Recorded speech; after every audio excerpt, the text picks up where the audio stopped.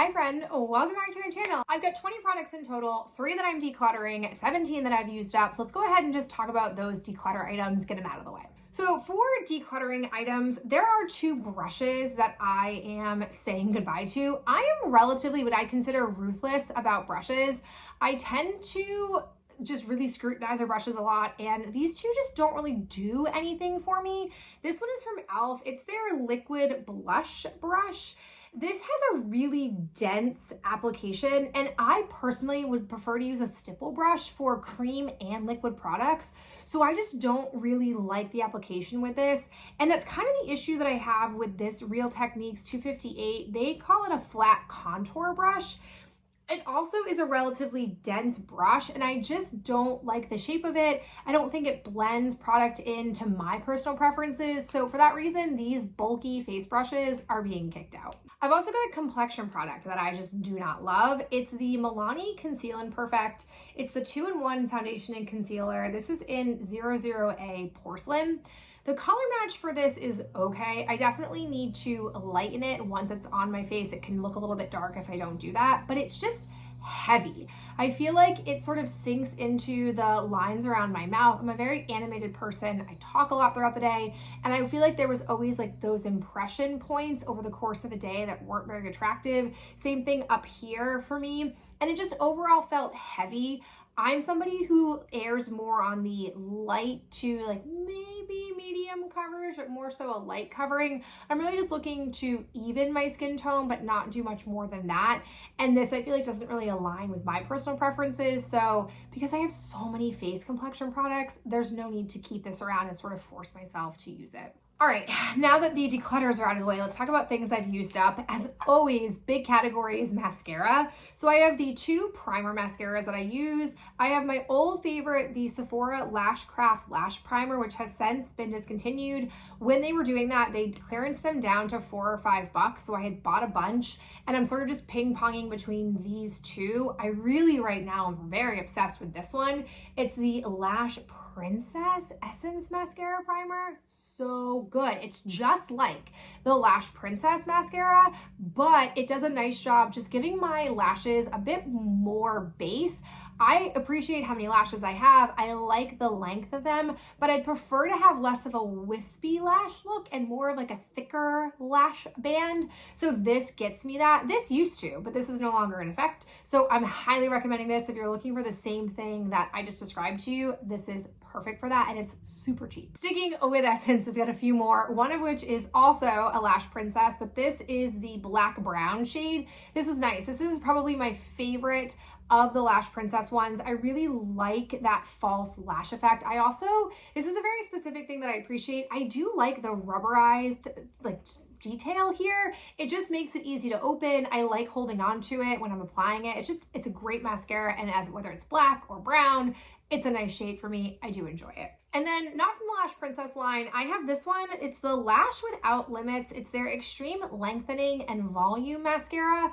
I had heard good things about this, but honestly, I think I need to do a better job paying attention to the descriptor, because this very much tells you up front it's meant to be a lengthening mascara. And length isn't really what I am striving for. I'm striving for like just like a general thickening and coating of my lashes. I'm pretty sure lengthening and volume means that they are going to add a bit of body to them, but I feel like it was just okay. I wasn't super wowed or in love with it.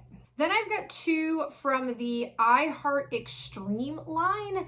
I have the Crazy Volume, and I have just the Volume Mascara. Both of these are waterproof. These have hung around for a while because they're waterproof. I actually don't love waterproof mascara just because it's such a pain in the butt to get off. The other ones that I had gotten in like a little wardrobe or like kind of the whole lineup during a Christmas kit, I really liked the actual mascara itself. So if it weren't the waterproof one, I would be here for it. And I probably will rebuy it as a non-waterproof version, but the waterproof one was just a little bit finicky. So I'm glad that these are used up. And then my one non-drugstore mascara that I have is from Rare Beauty. This is one of the few Rare Beauty products that I am really into. I love the way my lashes look with this. I just appreciate with this wand that I get sufficient product on my lashes, so it gives them like that thickness, and then I can kind of zhuzh it this way and it just keeps them separated. It's a beautiful mascara. I am just too cheap. I only will buy this when it is on like one of those Ulta $10 or $12 sales or a half off sale kind of thing. I'm not willing to spend $20-ish for a mascara when there are droves of good drugstore mascaras. So I'll probably stick with that. But if that's not your issue and you like that kind of mascara description that I just gave, definitely give this a try. You won't be upset about it. I've got 3 boring, basic, but necessary items that I have finished off. 2 are from e.l.f. Say it with me, the e.l.f. Daily Brush Cleaner. This stuff is gold. I use it every day whenever I apply makeup to clean my brushes off, to remove color cosmetics, and to just help condition them on top of washing them once or maybe every 2 weeks with actual soap. So this stuff is great. I will definitely keep rebuying it. And then I have my one of 2 go-to face sponges. This is the ColourPop Silicone Core Sponge. I like this a lot because since it has that middle silicone coating in it, it does not suck in and waste as much product as I feel like other beauty blender-esque or beauty sponges can do.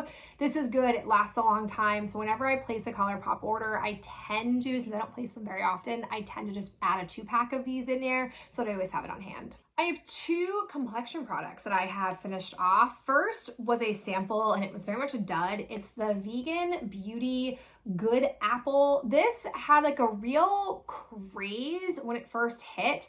I just don't like this. I don't know if maybe it's because I'm not a balm type of foundation person, but this just, it felt like thick, and the color match, I had light 10 and medium 27.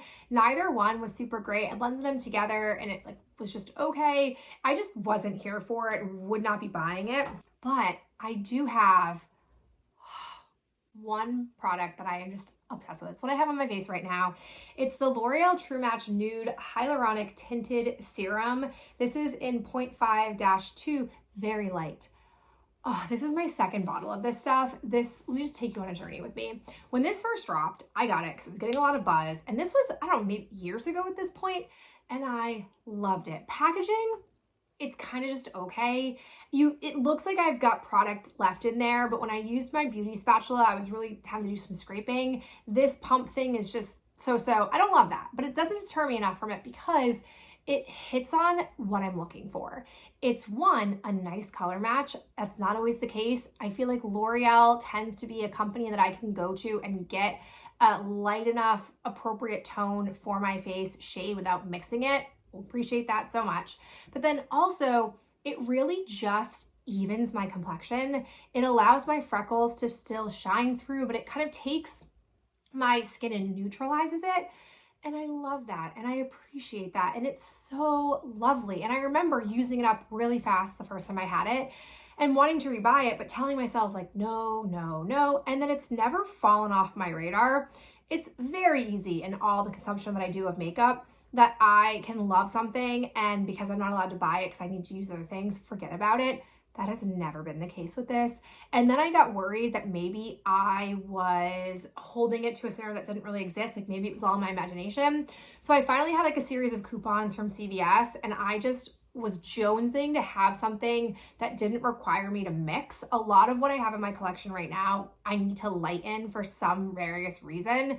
And it just is another step that I'm not always in the mood for. So I picked this up. I'm not joking, like 6 weeks ago. And it basically became my go-to. I would mix in other things here or there, but this is just so lovely. It met all my memory expectations, and it just so good. Do I want to buy it again? Yes. Am I going to?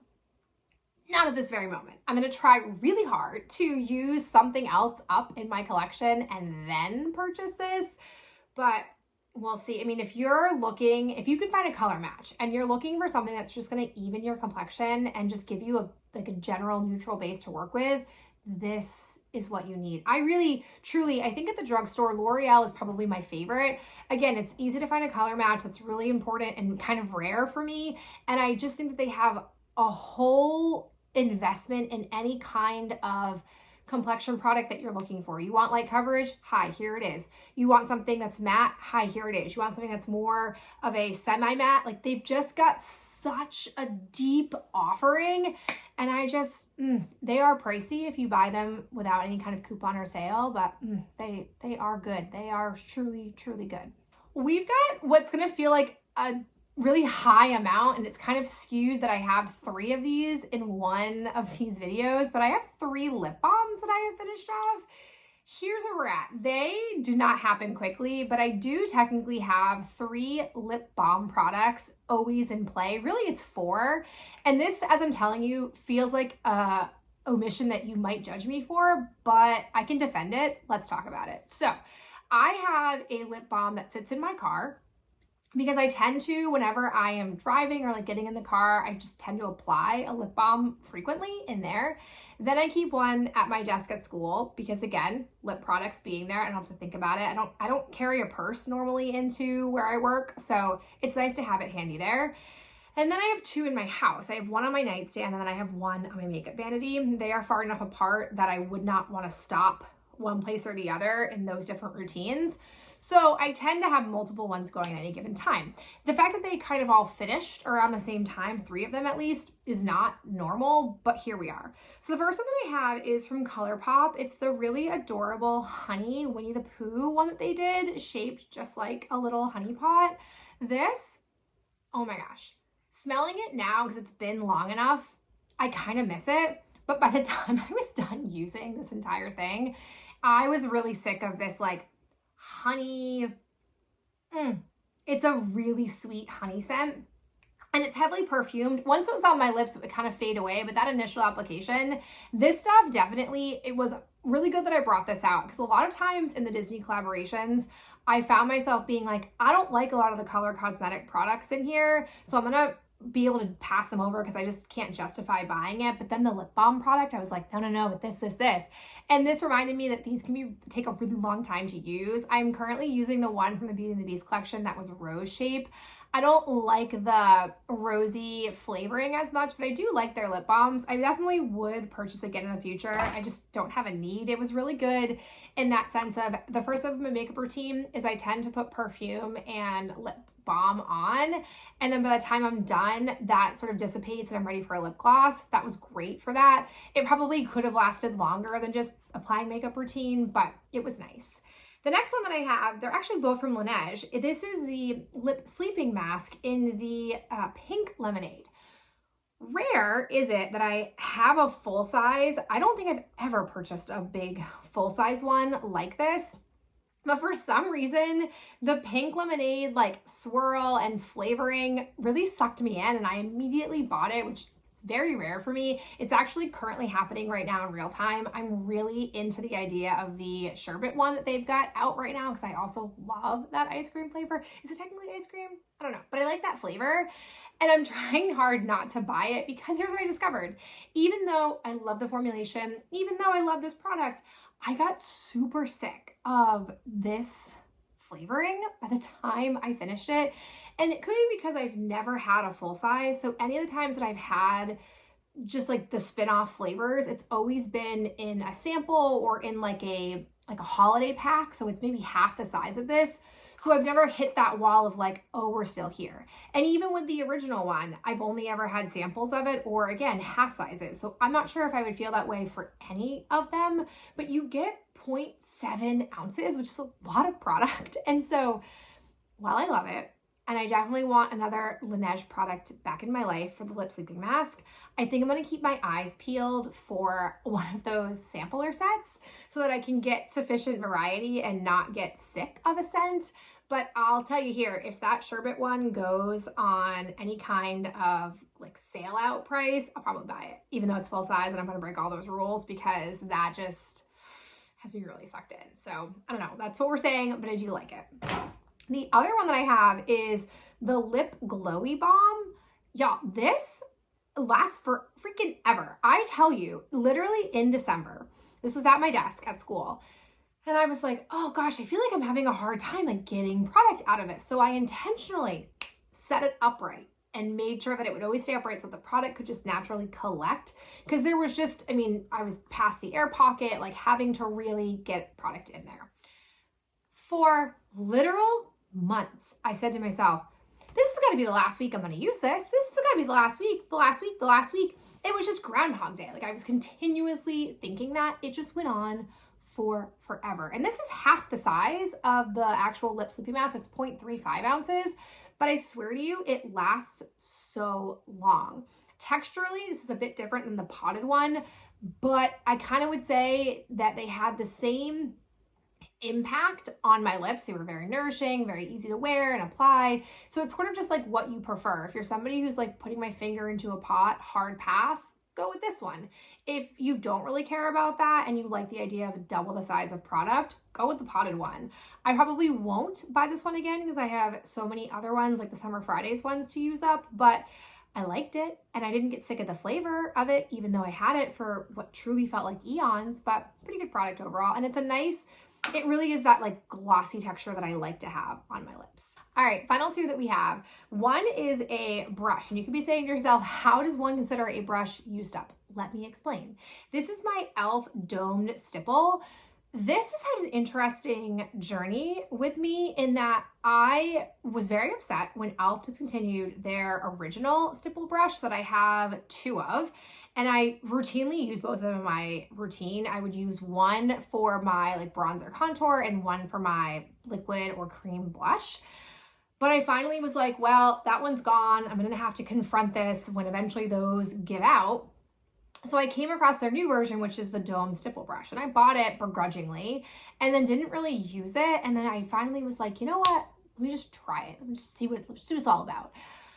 I have to say I like it. I wouldn't say I love it more than the original one, but when those two eventually die out on me, this isn't a bad one for me to pull from. I won't be as in dire of a state, but for some reason, the ferrule is no longer, I've like glued it a couple of times, so it's like trying, but it's just very wobbly and finicky. And these brushes really aren't that expensive. So I figured I would just go ahead and say, thank you for your time and your service and retire it and allow a new one to come into the collection because they were doing some kind of sale or something. So I have since replaced it. I will still use it. I've been using it more frequently for blush. I don't know if I like it as much for my bronzer application, but I've got other things that I can use, so it's gonna be fine. So in the end, it is an acceptable replacement. I would still prefer the OG, but whatever. Okay, the last thing I have is a eyeliner. This is the Urban Decay 24/7 Inks Zero Shade Eyeliner. Looks like this. I bought this literally in the spring 2024 Sephora VIB sale, and I have consistently used this puppy for over a year, and it has just gone forever and ever and ever. And like, I'm willing to bet right now if I do a swipe of it, it will seem like it has sufficient, but it's very see-through, not as opaque as it once was. It just like is time for it to go. I didn't like this when I first got it and was kind of miffed at myself for shelling out bucks for it when I can get the CoverGirl one for so much cheaper. But here's why I didn't love it. It's because it has a very specific way in which you can draw, which is intentional. The packaging is meant to make it almost like a calligraphy pen. And so at first I didn't quite love that because I was used to a different amount of like brush flexibility and way to hold it. But now that I've used it up entirely and it has been kind of my go-to for some time, I kind of miss it. I think I'm okay because now that I've had the CoverGirl one back as my primary one and I've had to kind of relearn how to use that one, I don't necessarily feel like I need this as much. But I will say, if you are somebody who wants to get into wearing liquid eyeliner and feels like you have a difficult time navigating the holding of it, this could be really helpful for that because it has the hold, which is very similar to holding, like I mentioned, a calligraphy pen or really kind of any pen, but then you also have the bristles that have not as much give to them. Like it's not as easy giving as some of my other ones are because the whole brush tip doesn't move. You really only have like half of it moving. I don't know. I really actually do like this in the end. And again, it lasted so freaking long. I haven't repurchased it because I have the CoverGirl one, but once that one's gone, I will be curious where I'm at with sales and stuff and seeing if I'm going to go for CoverGirl again or perhaps buy this one. But all in all, it was a initially dissatisfying purchase, but became a very satisfying, enjoyable eyeliner pen that I feel like Urban Decay was thoughtful about designing, and it wasn't just like a gimmicky, let's try to stay out in the market with cool packaging, but it actually has intention and effective design for it. So I don't know, fun discovery there. All right, there you go. Those are the 20 products that I have removed from my makeup collection, either through complete usage or from decluttering. I so appreciate you being here and tuning in, and I'll catch you in my next video real soon. Bye.